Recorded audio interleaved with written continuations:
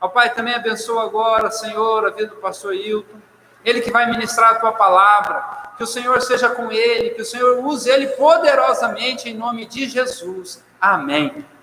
Pastor, seja bem-vindo, tenha liberdade para pregar a palavra. Obrigado. Que a graça e a paz de nosso Senhor Jesus Cristo seja com você que nos ouve nesse instante. Nós acabamos de orar, mas a oração nunca é demais. Eu quero ainda orar com você que vai ouvir a palavra de Deus nesse instante. Abra o teu coração e medite no que o Senhor tem para você nesta noite.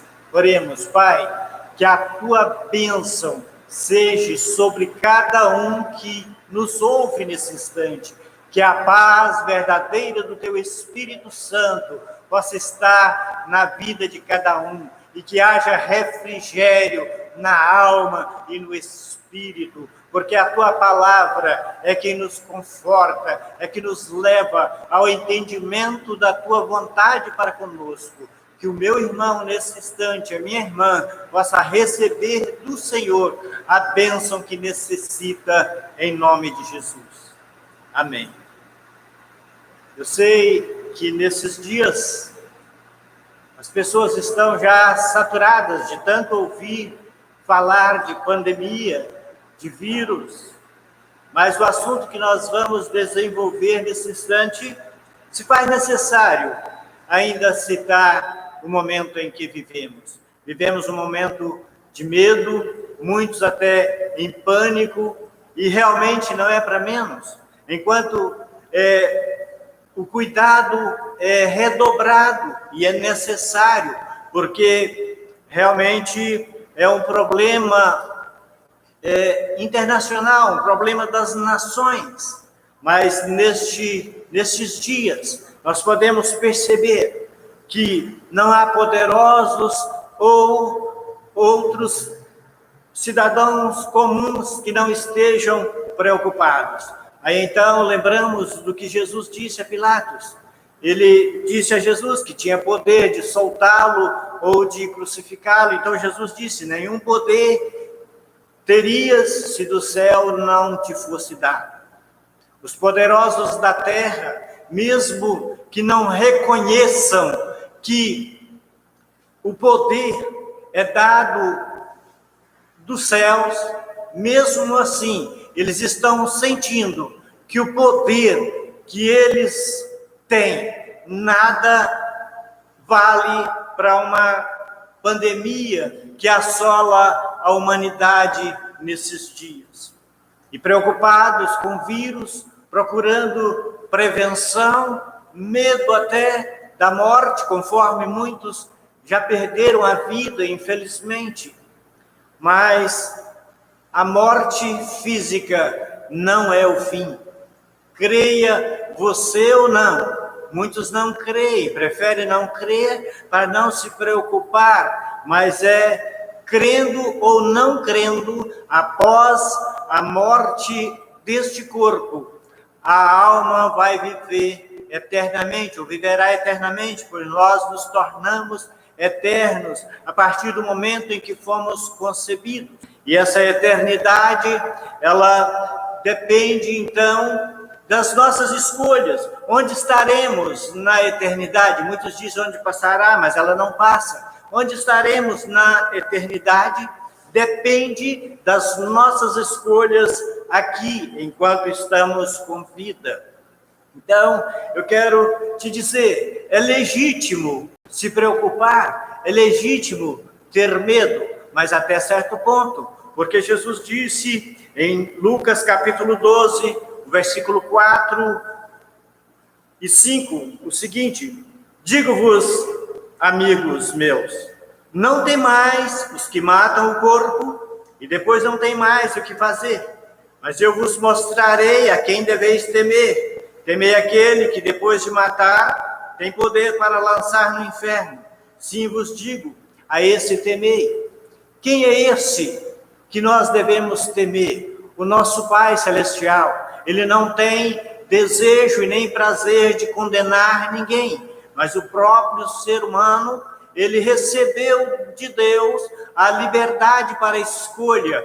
E Deus, ele é imutável.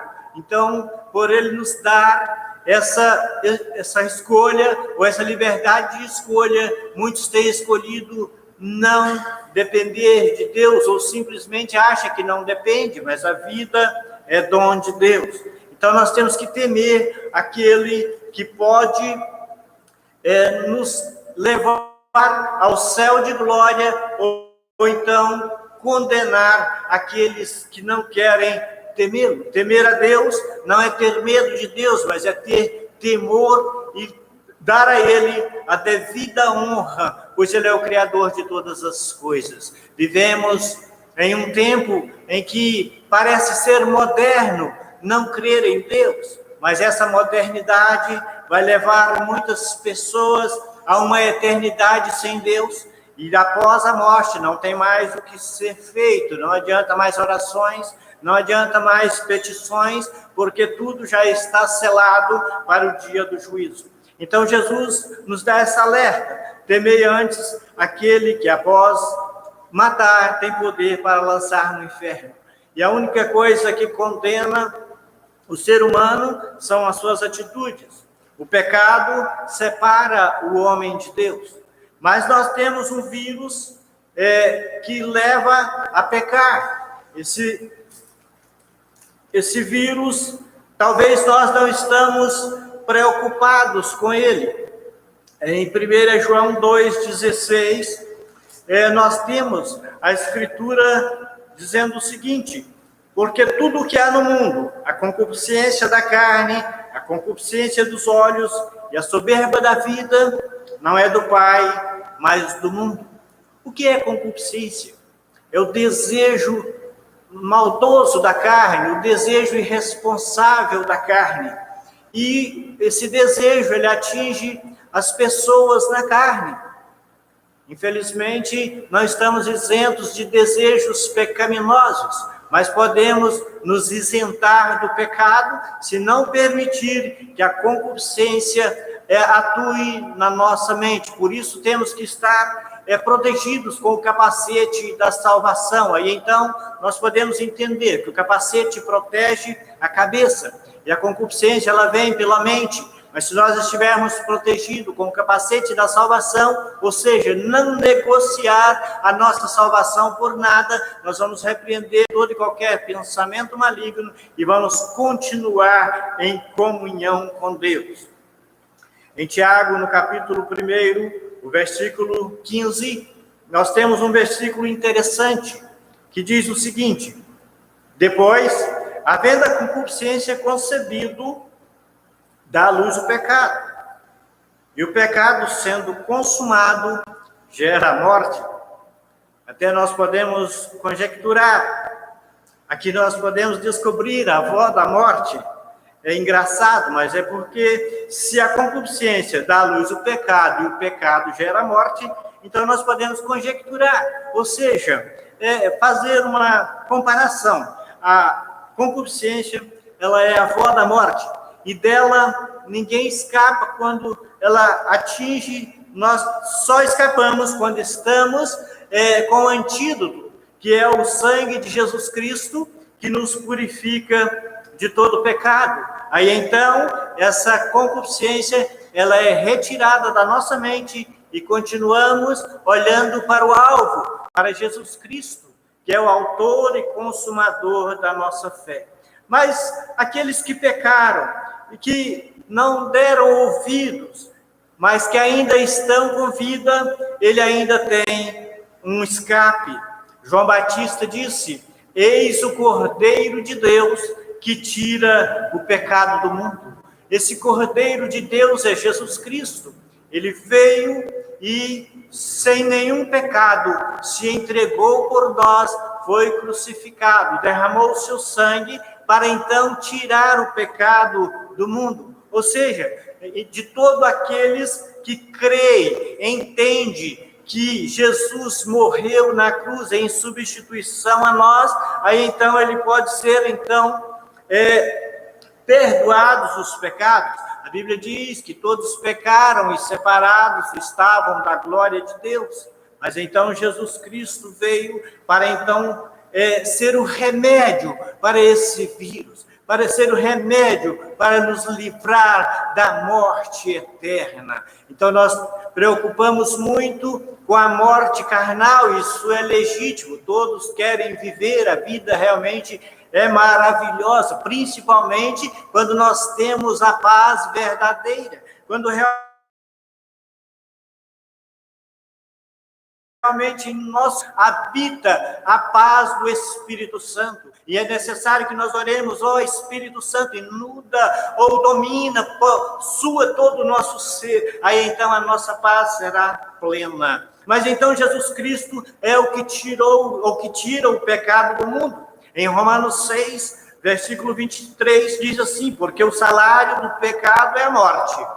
Mas o dom gratuito de Deus é a vida eterna por Cristo Jesus, o nosso Senhor. Dom gratuito. E por isso, às vezes, muitos não valorizam, mas é o maior de todos os presentes que alguém pudesse receber, a humanidade recebeu, que é Jesus Cristo. É a bênção de ser limpo, ser purificado do pecado.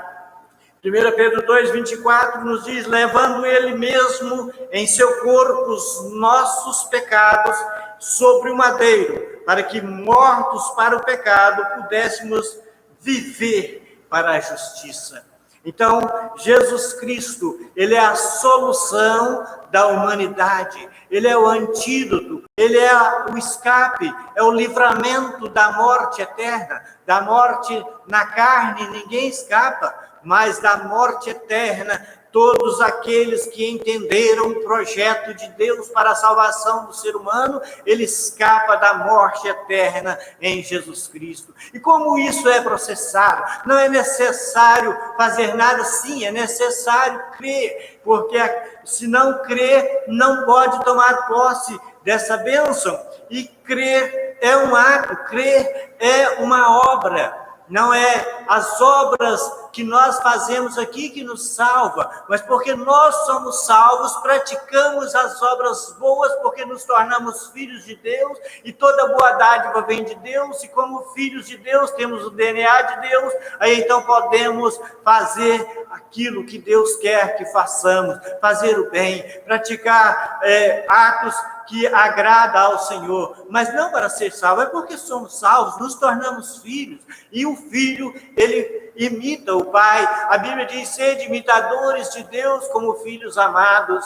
Ouvi hoje o pastor Márcio Valadão dizendo, não é imitar Deus criando outro planeta, não, é imitar Deus na sua bondade, na sua misericórdia, estender a mão ao nosso irmão. Isso é a vontade de Deus para conosco.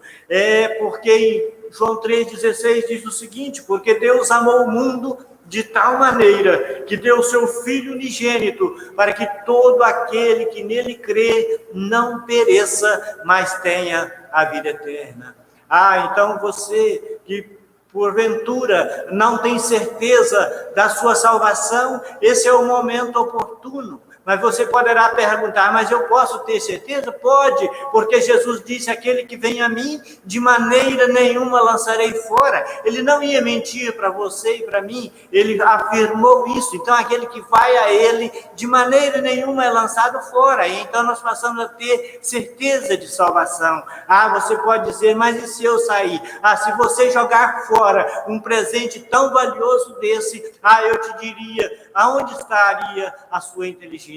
Nenhum ser humano inteligente jogaria uma coisa de valor no lixo, muito menos a salvação. Todo aquele que realmente alcançou de Deus esta tão grande bênção, ele jamais sairia da presença de Deus. Um certo pastor disse o seguinte: se eu pudesse, eu não queria. Se eu pudesse, eu não podia. Fazer o quê? Se eu pudesse, eu não queria sair da presença de Deus. Mas se eu pudesse, eu não queria sair, porque é o melhor lugar que o ser humano possa estar, é na presença de Deus. Mas é possível estar? Sim, Porque Jesus Cristo, quando subiu ao céu, enviou o seu Espírito, e ele então orou para os seus discípulos, dizendo o seguinte: Pai, que eles sejam um comigo, assim como eu sou um com o Pai. É maravilhoso isso, e talvez na nossa limitação até achamos impossível ser um com Jesus, ou da forma que ele é um com o Pai. Não, porque o Espírito Santo, ele intercede por nós com gemidos inexprimíveis. Então, aquilo que nós não conseguimos expressar para Deus, o Espírito Santo expressa para nós, porque ele nos amou com amor eterno.